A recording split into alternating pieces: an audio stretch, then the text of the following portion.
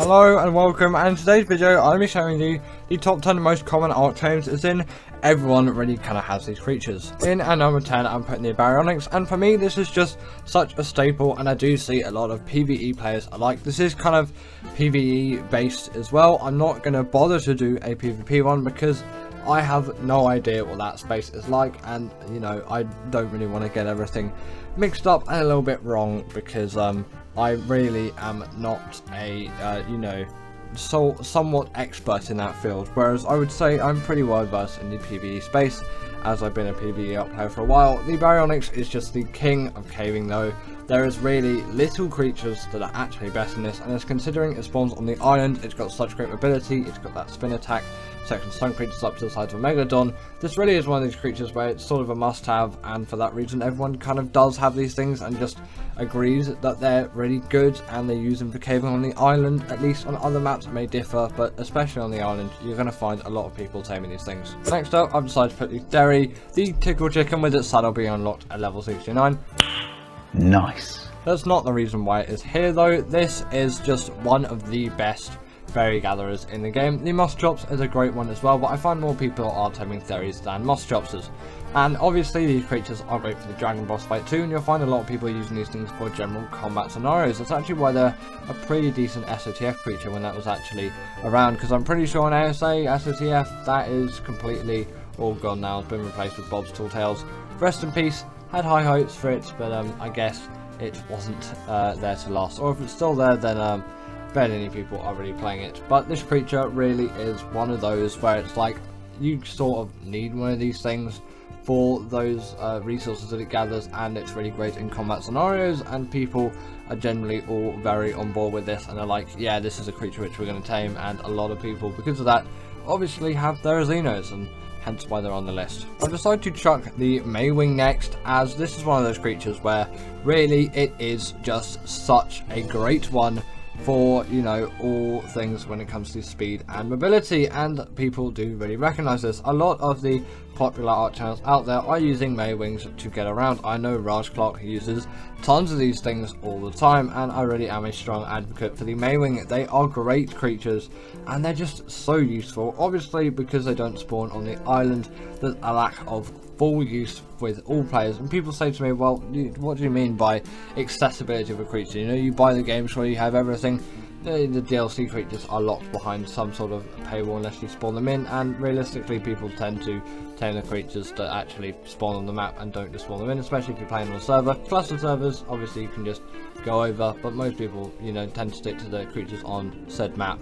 Either way, this is still one which a lot of people I think can access because it spawns on Fjorda. They access Portal Feeding Trough, they can gather berries too. Pretty great swimmers, and generally just the best mobility tame you can find around. In number 7 I'm putting the Uranus, as you know, really what is a boss fight without a Uti at the end of the day? This creature really does come in a huge clutch when it comes to boss fighting scenarios. Like, come on, this is one of those tames where you sort of just need to have one, otherwise you're a little bit weird and eccentric in the grand scheme of things. Conform to what the people are saying with this one, because the Uti is definitely a tame which I think you all really should be taming without an exception, because obviously you get 25% extra damage and 25% damage reduction with that, with the courage rule that these things have, and that is just such a buff to your creatures. You really just can't say no to that, okay? There is so much going for the Uti in that department, and it is just such an insane thing to have. Even if you have like the most powerful creatures in a given boss fight scenario, you just might as well. It's like if someone offered you a million bucks and then they were like, right, if you want to, you can have double, you would just take it, okay? You would rather have the 2 million than the 1 million. It's self-explanatory, and I feel the same way with the UT. It's just kind of that creature where just you might as well have it, and everyone really does have it. That's why it's a very common tame. Next up we've got the pteranodon, and this is just such a commercial one, really. Like, everyone has got a pteranodon to an extent, and they are just so widely used in the PvP space and the PvE space, and just generally across absolutely everything, that they really do deserve to be on the list, as I think they are very common. I haven't really encountered any Ark players that have seriously actually played the game for at least a couple of hours, if not way more, that haven't actually tamed themselves up a pteranodon. It's self-explanatory if you've only been playing the game for 5 minutes and you've never touched it since. But if you actually really get into this game, a pteranodon will be a tame that you'll be getting at some point, unless you start an aberration on Gen 1. You can still actually get a pteranodon on Gen 1, but they won't be useful because you can't ride them unless you put a little command in the config files. A little strategy for you single player people in Gen 1 that want to use some flyers. You can change that. There'll be a guide somewhere, just look up like how to enable flyers on Genesis Part 1. That will show you everything. I did that actually on my single player worlds because I just felt like it, but then I just realised the Bloodstalker is just the way to go on that map, and it's so much better than Pteranodon anyway. But this is a much more common tame. The only real difficulty when getting one is going to be the Python keratin required for that saddle. It can be a little bit of a drag, and some newer players especially can struggle a little bit with getting it, but after all, the actual taming of this thing is pretty simple, which is just a simple bowler and either club it or give it a few tranks. In number 5, I've decided to put the Thyler, as I find this is really one of those creatures where it's like, I think everyone is going to be getting one of these at some point. They're just so useful on a map like the islands. There's so much versatility behind them and all of that.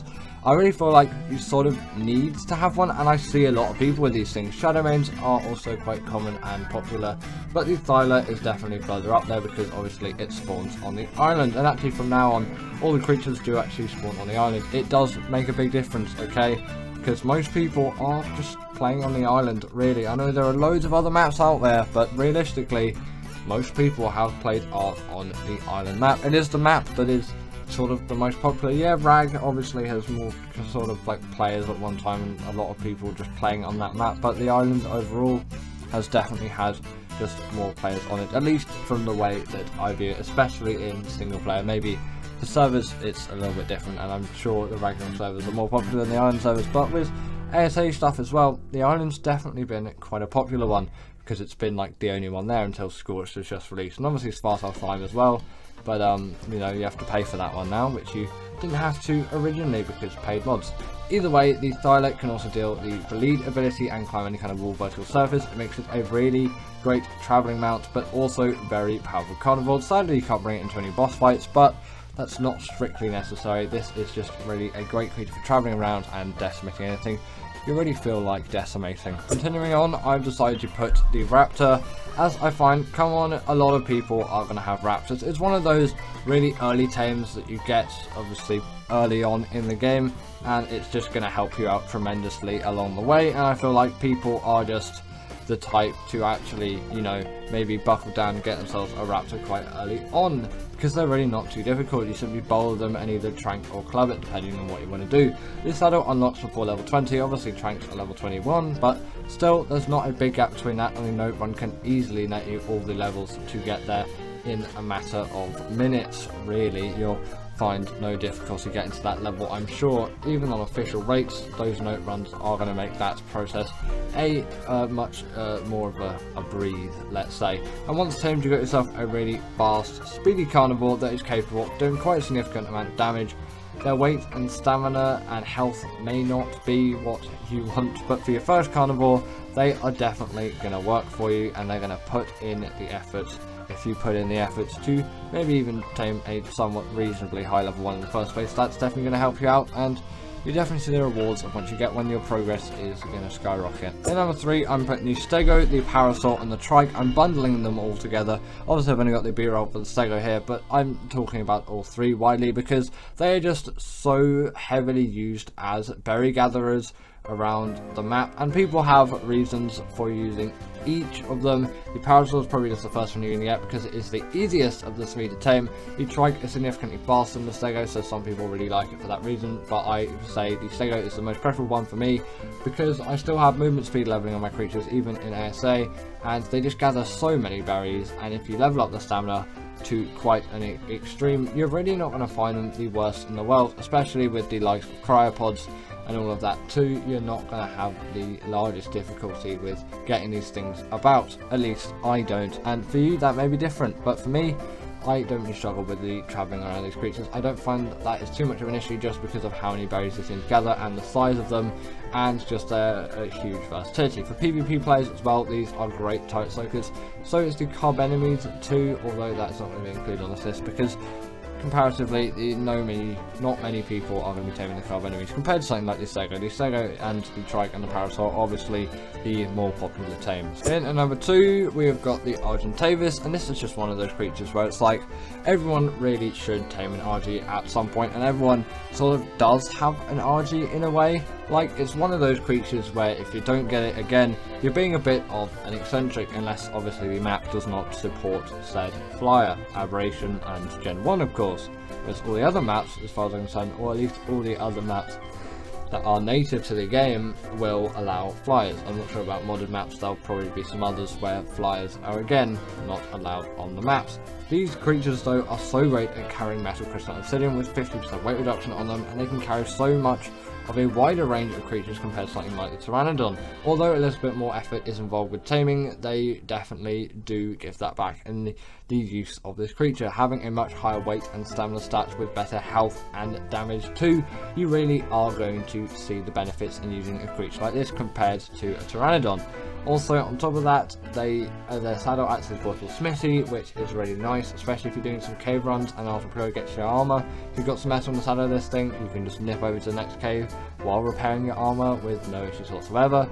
And they also have a regen buff too, so if you kill something and then you eat said dead creature, you're going to get a nice regen buff, and in a pinch it really does help out. And in a 1, I've decided to put the Rex, as come on, when have you ever really seen someone not tame a Rex in Ark? It's sort of a goal to every beginner in a way that's just set even before you really start playing the game. It's like, oh yeah, the Rex, you know, of course I'm going to get that at some point. I find it really is one of those where it's like, you actually, like, if you don't get a Rex, again, you're being a little bit eccentric. And if you do get a Rex, then you just follow the rest of the crowd and use these things as boss creatures and generally just carnivores around the map. Although their mobility does lack, that really doesn't matter when it comes to boss fighting.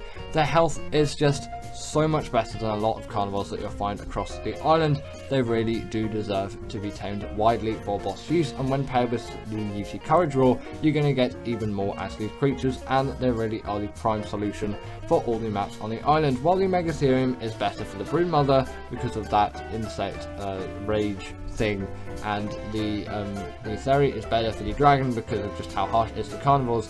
As a general rule, the Rex is going to be great for any boss fight you throw it into. The only exceptions really are any kind of Broodmother fight, or any kind of Dragon fight, or any kind of Moda fights, which there is only one of.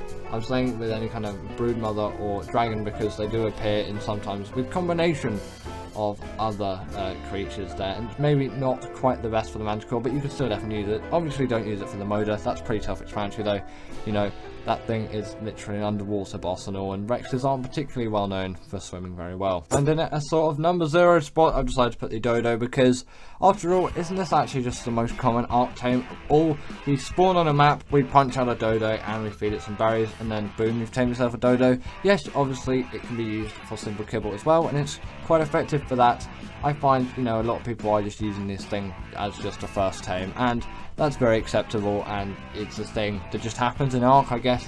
You load into the game and Dodo happens, and that's probably why I'm deciding to put it actually in the top spot, which is, I'm going to call the number 0 spot, because number 1's already had. So thank you to my wonderful patrons Ekaterina Puchkova, Karina Thorne, Dominic Masijewski, and Ethan Tapia, who have all supported me through Patreon or through YouTube memberships. If you want to join this list, then go join Patreon or YouTube members, but thanks to all of these guys.